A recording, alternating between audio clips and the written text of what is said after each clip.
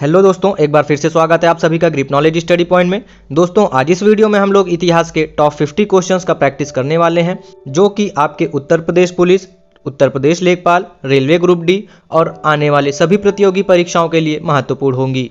तो सारे क्वेश्चंस दोस्तों मैंने सिलेक्टेड लिए हैं और आपके प्रीवियस एग्जाम्स में पूछे जा चुके हैं और आने वाले एग्जाम्स में पूछे भी जाएंगे। तो आप लोग वीडियो को पूरा देखना और अगर आपको वीडियो पसंद आए तो आप हमारे चैनल को सब्सक्राइब कर दीजिएगा और अपने दोस्तों को जरूर शेयर कर दीजिएगा। तो चलिए देखते हैं आज का पहला क्वेश्चन है दोस्तों, भारत में आधुनिक शिक्षा का जन्मदाता किसे कहा जाता है? तो क्वेश्चन का राइट आंसर होगा दोस्तों ऑप्शन ए, चार्ल्स ग्रांट को। याद रखना है आप सभी को, चार्ल्स ग्रांट को भारत में आधुनिक शिक्षा का जन्मदाता कहा जाता है।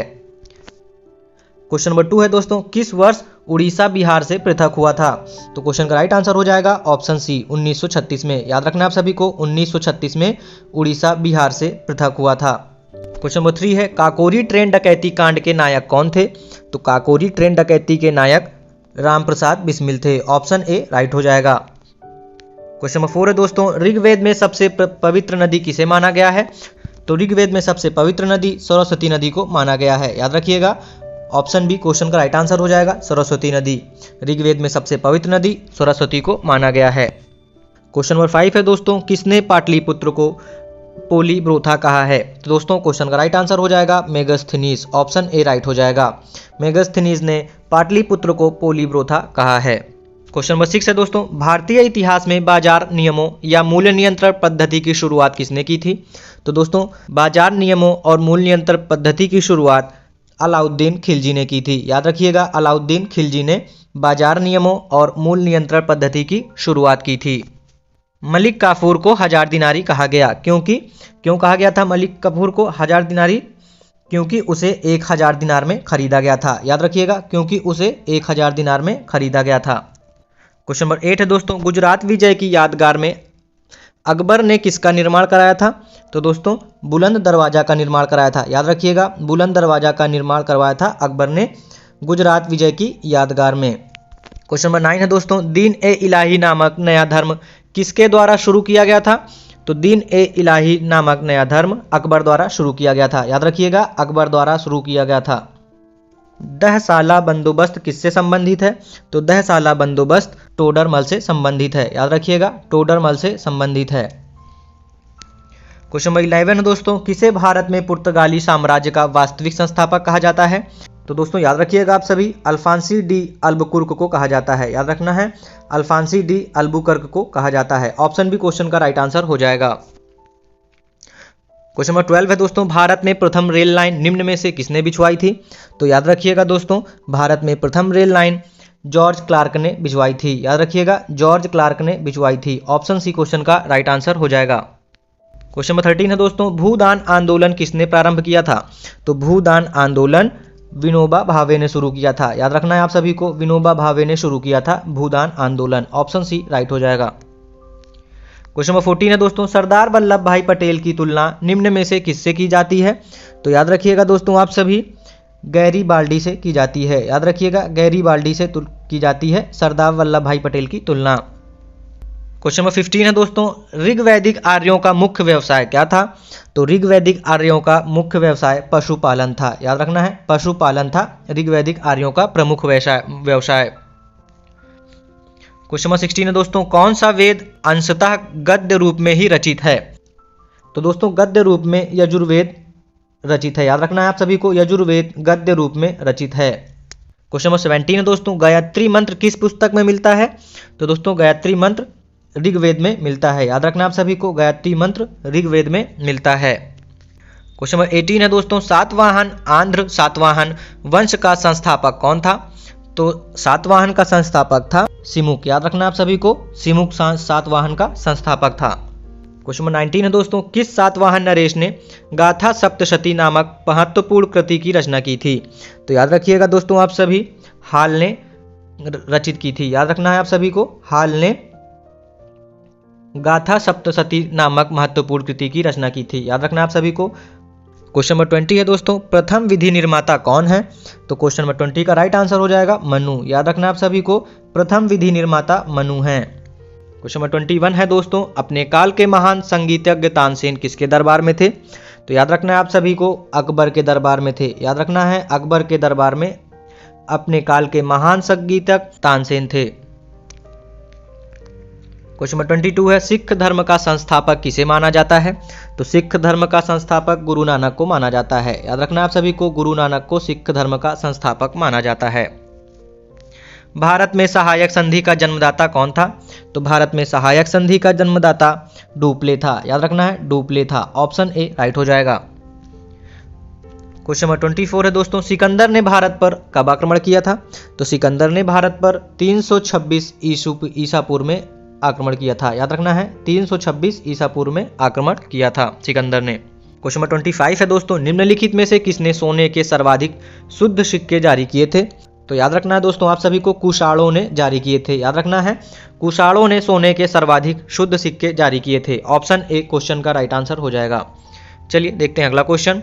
क्वेश्चन नंबर 26 है दोस्तों शक संवत का प्रारंभ किस सम्राट के शासनकाल में 78 ईस्वी से हुआ था? तो दोस्तों इस क्वेश्चन का राइट आंसर हो जाएगा ऑप्शन बी कनिष्क के शासनकाल में शुरू हुआ था। याद रखना है आप सभी को कनिष्क के शासनकाल में शक संवत का प्रारंभ हुआ था 78 ईस्वी में।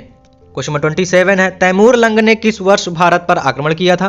तो तैमूर लंग ने भारत पर 1398 ईस्वी में आक्रमण किया था। ऑप्शन बी क्वेश्चन का राइट आंसर हो जाएगा दोस्तों। क्वेश्चन नंबर 28 है दिल्ली के प्रसिद्ध जामा मस्जिद का निर्माण किसने किया था?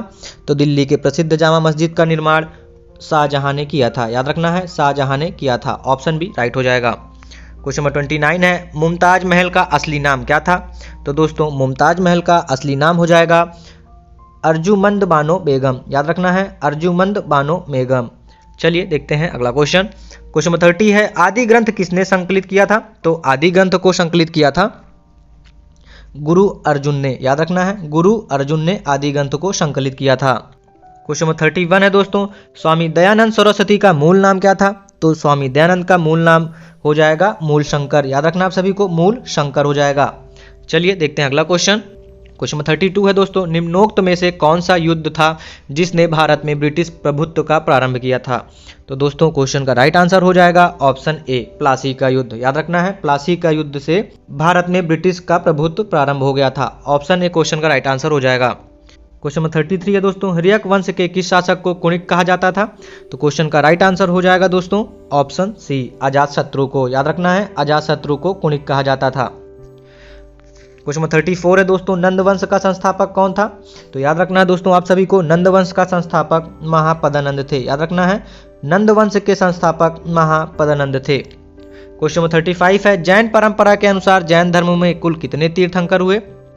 तो याद रखना है दोस्तों आप सभी को कुल 24 तीर्थंकर हुए थे। याद रखना है जैन धर्म में कुल 24 तीर्थंकर हुए थे। क्वेश्चन नंबर 36 है दोस्तों इतिहासकार वी.एस. स्मिथ ने किसकी विजयों से प्रभावित होकर उसे भारत का नेपोलियन कहकर पुकारा था? तो दोस्तों क्वेश्चन नंबर 36 का राइट आंसर हो जाएगा ऑप्शन डी समुद्रगुप्त को। याद रखना है समुद्रगुप्त को भारत का नेपोलियन कहकर पुकारा था इतिहासकार वी.एस. स्मिथ ने। क्वेश्चन नंबर 37 है दोस्तों हमसे पूछा है निम्न में से वह शासक कौन था जो विक्रमादित्य के नाम से भी जाना जाता था?